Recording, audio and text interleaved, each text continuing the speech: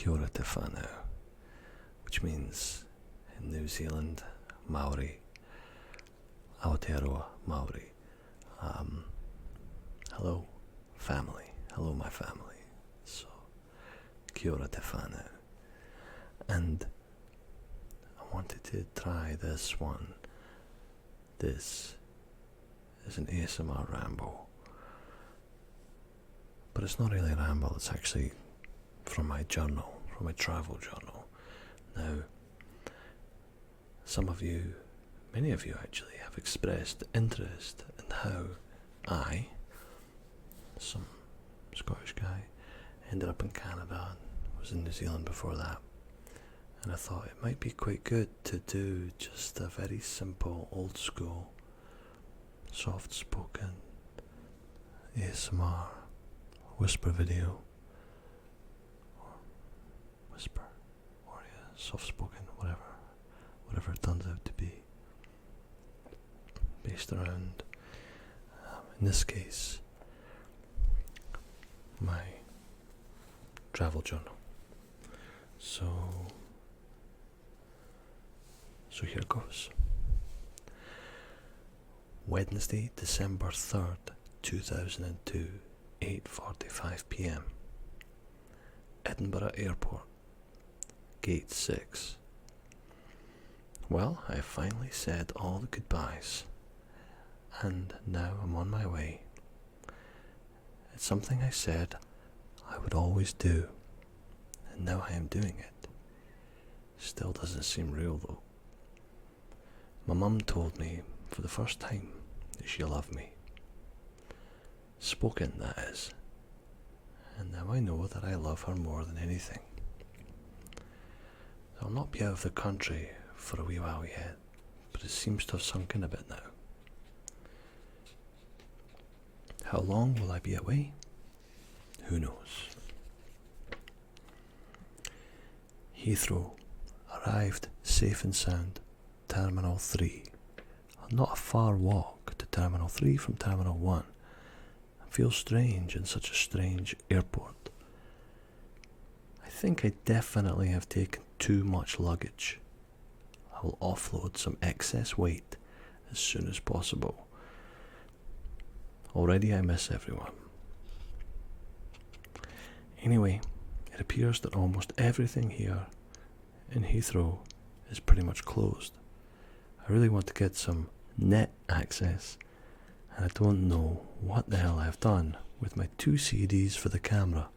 Knew I'd forget something. Not too sure what that means, but interesting. Obviously I'll be omitting personal details and stuff from this, but net access, looking for net access in 2002 was obviously still a bit of a challenge. 10:41 p.m. Heathrow, December 3rd. Found my CDs, they were in the bag the whole time. Not sure what to do at the moment and for the next 13 hours. Found some internet payphone things. I think I will go give them a try in a few minutes. Heathrow, Terminal 3, 7:15 a.m. Awoken, although I never really slept anyway. Was chatting to an American guy from Wyoming. He was catching a flight around 7 a.m.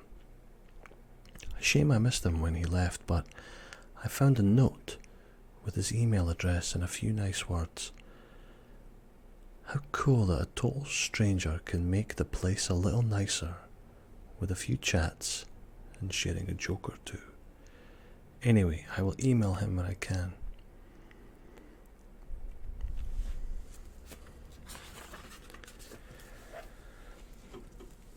Heathrow, 11:10 a.m. Gate 8, Terminal 3. About to board a rather large and intimidating 747 jet. 11 hours and 20 minutes flight time. I hope it will be a smooth flight. I've received the address of the hotel in Bangkok. In the sky above London, 12:22 p.m. Well, in the air, cool plane, and how lucky am I got the window seat again. The sun has just burst through the window, and I'm seeing a gorgeous blue sky. Shame the poor Londoners below can't see it too. I've just been handed the menu: chicken and apricot terrine and salmon fillet.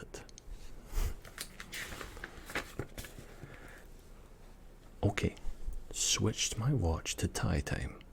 1954 hours Thai, GMT +7, seat 46K, the window above the wing on the right side. I just got a can of ice cold Thai beer, 6%.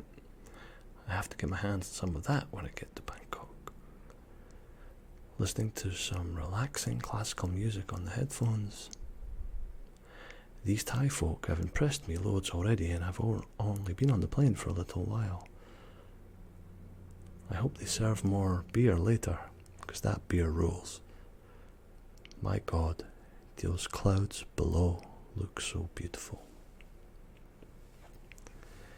The King's birthday, the longest reigning monarch, 5th of December, should be loads of parties. Can't wait to see Bangkok. 8:58 GMT +7, somewhere over Denmark or Russia, speed 584 miles per hour, getting dark. These guys are nuts. They have dished out fabulous food and then relentlessly offered tea, coffee, wine, red and white, whiskey, and then kept coming back to make sure you're not running dry. I am going to get pissed.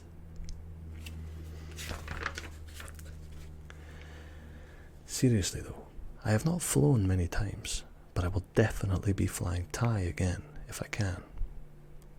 Just received some official documents, customs, etc. Better take a look.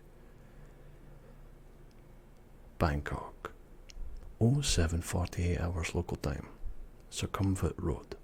Feeling strangely awake given the time difference. The city is amazing to look at from a taxi, but what is it like on foot? Well, I am about to head out and see. The heat. Why did I bring my jumper? I guess it's about 1 AM in the UK at the moment, but I feel wide awake. That would probably be my first experience with jet lag. I did not really sleep on the flight, and certainly not in Heathrow. We'll see. Maybe I will suddenly keel over in a few hours. Going to see if I can find a net cafe to upload my pics, then off to meet my net pal in a public place, daytime, safe. My God, I never realised how roasting this place would be, or perhaps more the humidity, very hot and sticky. The air is like steam, 33 degrees Celsius maximum today. It's not there yet, but I'll have to watch out. My clothes are wringing. Just had another shower. 2 showers in one day. That is a rare thing for me. And it won't be the last one today either.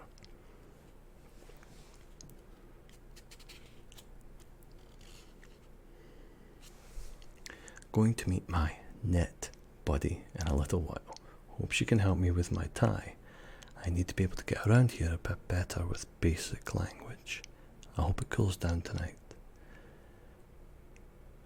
02:25, Friday, 6th of December, 2002.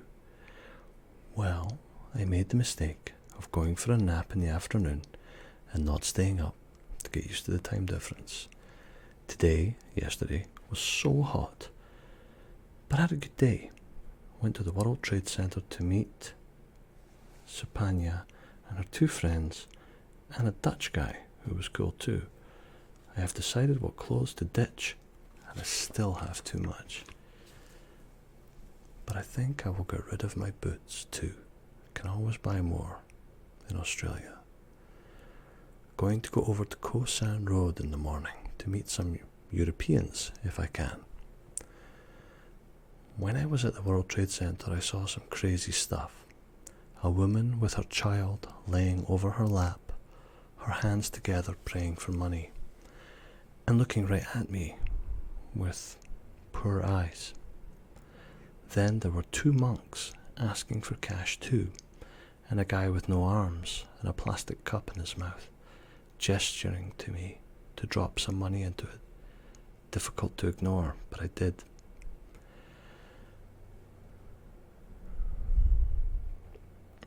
World Trade Center is massive, one of the largest buildings I've ever seen. We all met in McDonald's and then went to the Seven Spices Thai kitchen for lunch. I had a chicken spicy noodles thing, although Supanya said it's more of a Japanese meal than Thai. It was really nice, 75 baht, about £1.10. Wow. Gonna try to get some sleep now then. Off to meet some more backpackers in the morning, I hope. 12:13. I'm not sure if this is AM or PM. Peachy Guest House near Koh San Road. Got a tuk-tuk here. 5 minutes. Fast, wild, 40 baht.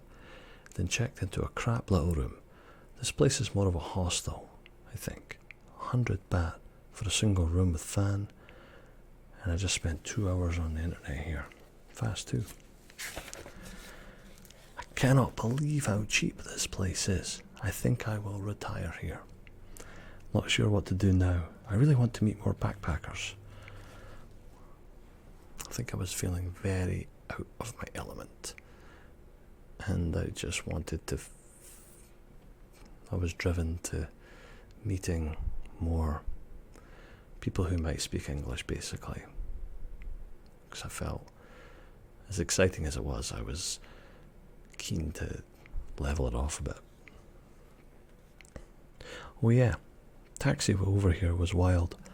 We got bumped into by a people carrier, then the taxi driver chased him and tried to have it out with him.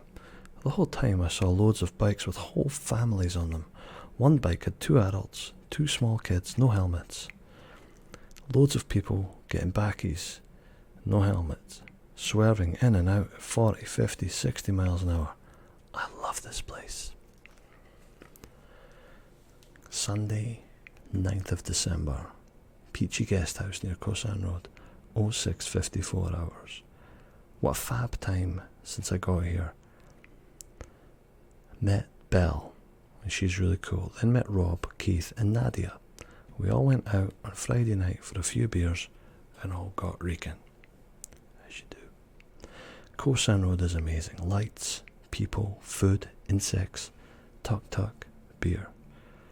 We went to the Buddy Beer for food and I had a deep fried grouper fish with hot sauce.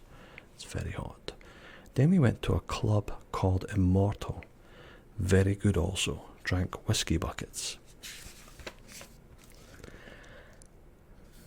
Then last night, we all met up again before Keith and Rob had to fly home to England.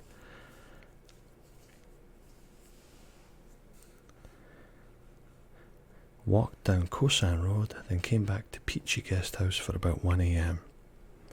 Leaving this morning for an island called Koh Samet. Sounds wicked.